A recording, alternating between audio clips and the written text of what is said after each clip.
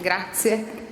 Passerei agli interventi successivi per vedere se riusciamo poi ad avere 10 minuti per eventuale discussione. Quindi inviterei Avril Easton, Alzheimer's Society of Ireland, Dublino, il ruolo delle associazioni dei familiari in Irlanda. Grazie. Good afternoon, everyone. Thanks to Christina and Chiara for their kind invitation and for facilitating me to be here today to speak to you.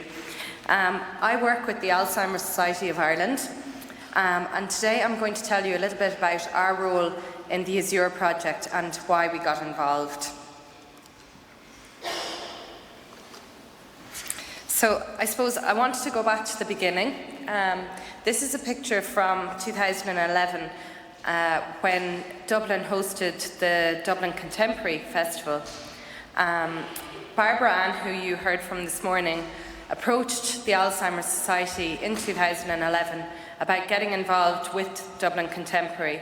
She had been inspired by her experience at the Meet Me at MoMA project in New York and wanted to do something similar for people with dementia through Dublin Contemporary. As an organisation, we're always very keen to work in a collaborative way with many different organisations, but I suppose it's very important for us that the people that we work with understand what it is that they're trying to do and how it is that they're going to work with people with dementia. When we met Barbara Ann, I suppose she demonstrated a very strong understanding about her, her time with MoMA and what it is that she wanted to do with people with dementia. And it was, I suppose, encouraging people to discover abilities that they may never know they had or rediscovering old ones. It very much fit with where we were coming from in terms of the programme of work I have responsibility for, which, as the previous speaker alluded to, is around dementia-friendly communities. So why do we need dementia-friendly communities? Well, I suppose for us it's very important to note that 63% of people living with dementia are still living in their communities, in their own homes. I think popular discussion and popular belief would have you think that most people are living in nursing homes, because I suppose the attention often is reserved for that area, and often, I don't know if it's the case here also, but the majority of the money and funding goes to supporting people living in nursing homes. It's a very expensive thing to be in a nursing home.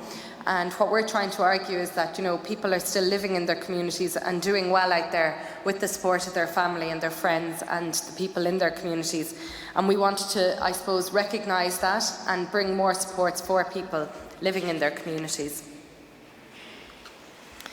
So, our role in the Azure partnership, like I say, I suppose our main belief was that if we could, this had a great benefit for people with dementia, and that's why we wanted to be involved in the Azure project.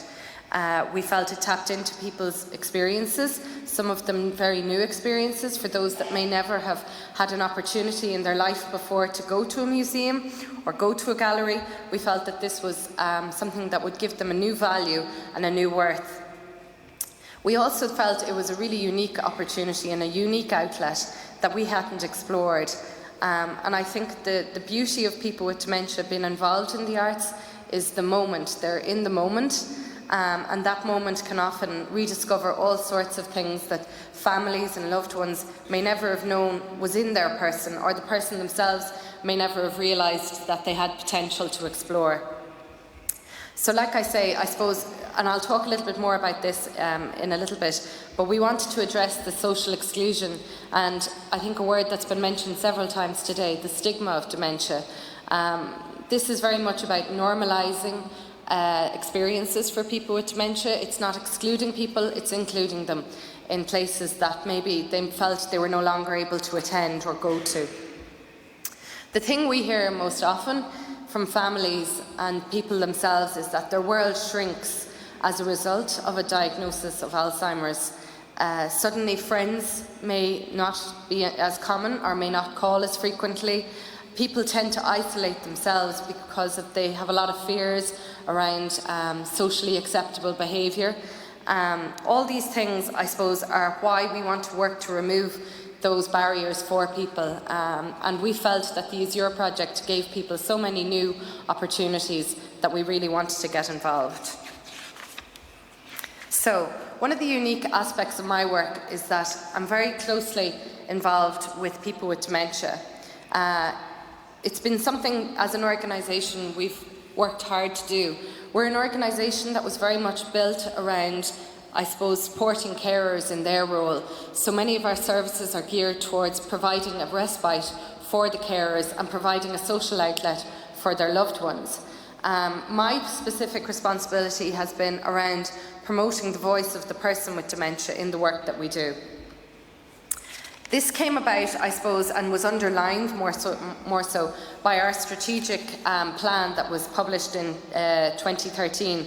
People with Dementia First, Doing What We Do Better, 2014 to 2016. The strategic plan for our organisation had many different priorities, but number 2 stated that the Alzheimer's Society of Ireland would be recognised as the leading advocate for people with dementia and their carers. The Irish Dementia Working Group will play a key role in advising and influencing the delivery of this particular strategic priority within the organisation. As you can see there, the strategic priority particularly references the Irish Dementia Working Group. And this is them. Well, this is a small selection of them. They're all people who have been diagnosed with a form of dementia. As you can see, many of them are in the younger onset bracket. They come from different parts of Ireland, and we work with them, I suppose, in a number of ways. They have a number of aims and objectives that they would like to achieve. First and foremost, they want to be a voice for people of and for people with dementia, nationally and locally. This means that they, I suppose, too often they would say that people with dementia, their voice are not heard, and it's often carers that are heard more so than the people themselves. So they really wanted to change that. They have a great role in influencing policies that impact on their lives and are particularly interested in the human rights of people with dementia. Public policies, it's very difficult to ignore a person who is living with the experience themselves when they say that they need, for instance, more supports to live at home. It's very difficult to ignore a person who's directly living with that experience when it comes to policymakers. In terms of the human rights, next month we're delighted to be launching a Charter of Rights of people with dementia, which has been launched by our former President, Mary Robinson. And for people with dementia who wrote this charter, that's an incredibly exciting thing that we're going to be involved in. Again, since we've established the Irish Dementia Working Group, we've had more and more requests from policymakers and researchers that they want to get them involved in the work that they're trying to do to progress the agenda of dementia. And they want to have people with dementia themselves involved in promoting what it is that they're doing. I suppose probably the area where they've had the most impact and most recognition is around the public awareness. So they may speak at different conferences, they have spoke on various different media outlets, and they also, I suppose, they speak to smaller groups, and every time I suppose they would talk about, people who have heard them would talk about the impact that they have left on them. It's very important to them to reduce the prejudice. I think our previous speaker really put that just really well around the inherent prejudices we all have when it comes to a person living with dementia. And again, there's that word stigma, because the stigma attached to dementia, I think, for people living with it, it can never be underestimated. And I think to raise the general public's awareness about dementia is so important. In my experience, I would find that people are not really that interested in it as an issue until it comes to their own door.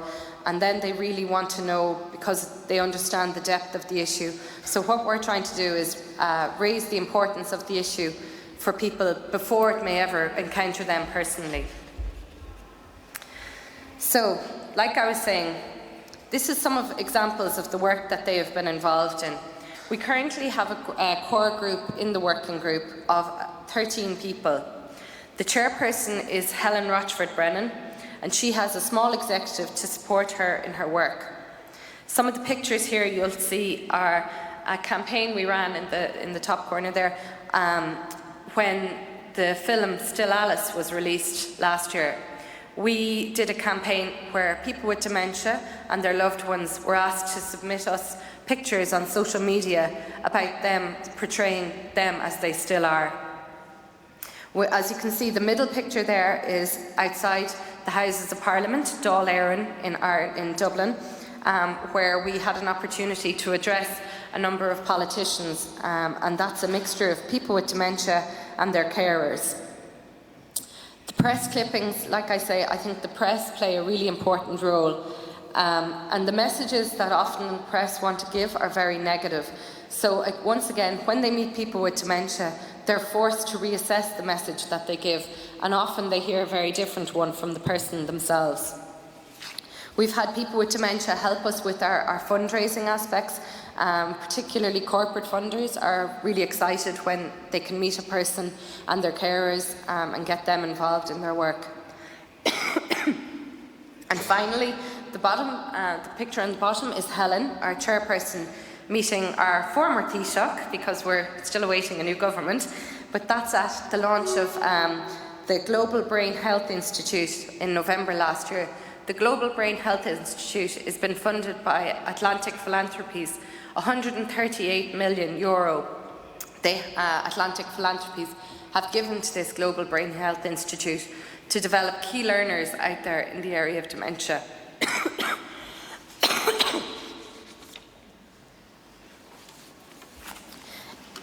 So, in terms of the Azure project, many of the members were very interested in getting involved and supporting the work, as they felt it had a real benefit for people with dementia. One member in particular, who Barbara Ann spoke about earlier, had an arts background himself and was very keen to be involved. He was involved in delivering training to the Azure network. And again, I think the impact that his input had was really, really effective on the people who may never have encountered a person with dementia and may never have fully grasped how it must feel for somebody to have it. To speak to the people that wanted to be involved in the Azure network, it was a great privilege to hear from him and to have him speak at the training day. I suppose we hope to grow their involvement in the Azure network because we think the potential and the strategic direction that people with dementia can bring to the work is really, really important. I'm going to, hopefully now, we're going to hear from some of the people on the working group. Like I say, stigma has been mentioned a number of times today. In Ireland, the people with dementia that we work with wanted to address and combat the stigma that they encountered every day. So we went about making this video. So fingers crossed, the video will work. That's it.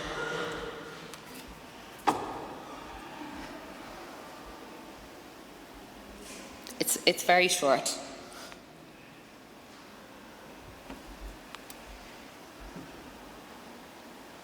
There's no sound.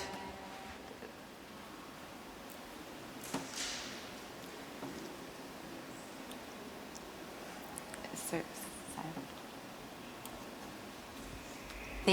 Yeah.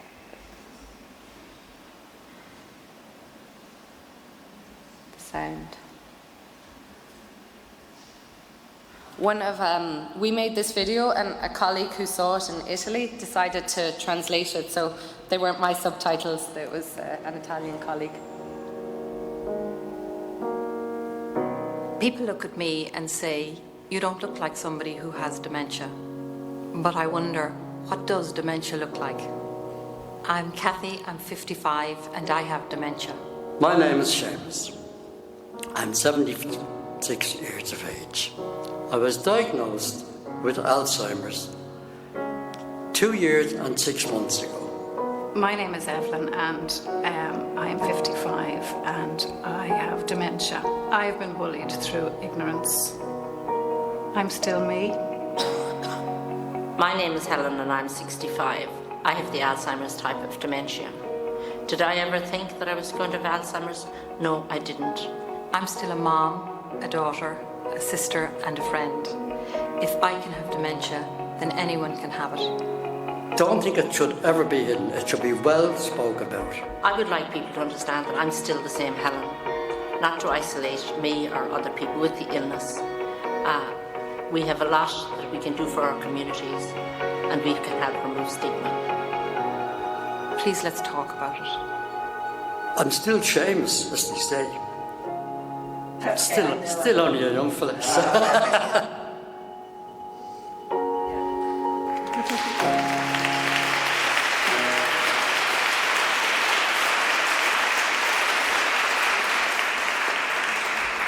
Seamus is a truly inspiring man who will always have the last word, for sure. I just wanted to finish, I suppose, with some of the lessons that we as an organisation have learned through our involvement in the Azure project. I suppose for those of you that might be on that path to developing a museum project for people with dementia or are already on the journey, I think having a strong project team is so important, and to ensuring that they have also got the commitment to involving people with dementia to the best of their ability is really, really critical. We did not wait for funding, because the funding may never arrive. I think you must move forward, and hopefully as you do move forward, funding will also follow. But that is always a key question that we get. I think sometimes waiting for funding means you may wait for a very, very long time. Delegating roles and responsibilities, Barbara Ann talked about that earlier. Each organisation and each person will bring their own unique talents and skills, so it's really important to delegate and to ensure that everybody plays a part. Identify interested museums and galleries and provide them with the training and information they need. I suppose what I have learned is that people don't necessarily need to be experts in dementia, but they do need to have an understanding to be comfortable in terms of the work that they hope to do. So support them with that. Work to support carers, work to support people with dementia and their carers to be involved. I think that is another really important area, because they bring so much potential and you can learn so much from them. Learn and share from others working in this area. Days like today are really important for that reason, because we all have something to share and to learn from each other, and whatever it is you take away from a day like today, it'll always add value. Promote the work and the benefits it can have. This is another challenge that we have. So often we get so concentrated on doing the work that we forget to tell people about it. So I think that's a really important one. Tell as many people as you can, because you never know what type of interest it may spark or what new opportunity it may bring. And I think it was mentioned by our speakers earlier, if you're not measuring it, it doesn't exist. Evaluation for this type of work is incredibly challenging, but very, very worthwhile. And if it can be done from the outset, I think there's huge learning in it. So just some tips that I'd like to finish on. If you were thinking of working with an Alzheimer's organisation in your locality, as somebody who works for the Alzheimer's Society, you get, as I say, approached by many different people with many different ideas. I think you need to understand what the organisation is interested in and how they operate, so that you understand that you can meet where they're coming from with your idea.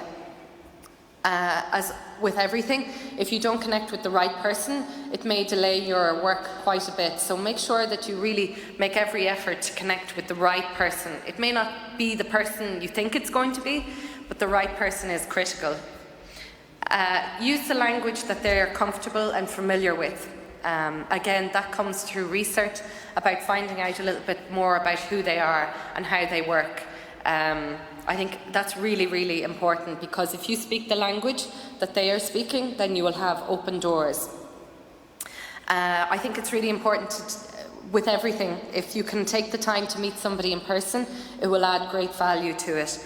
And I think it'll help the process in the long term. Sending emails and phone calls are great, but actually sitting down and seeing where two people are coming from is much, much more beneficial.